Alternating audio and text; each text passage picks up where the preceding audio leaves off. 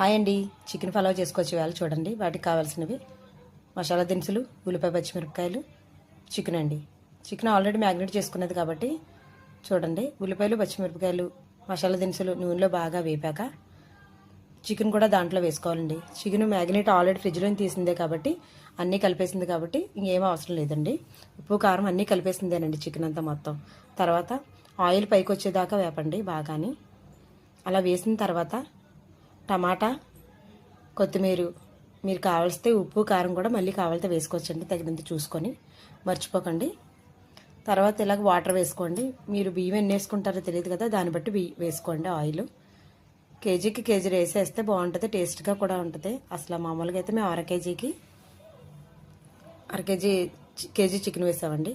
ఇలా చూడండి, బాగా మరిగాక రైస్ వేయండి. అంతేనండి. నచ్చితే లైక్ చేయండి, షేర్ చేయండి, సబ్స్క్రైబ్ చేసుకోండి.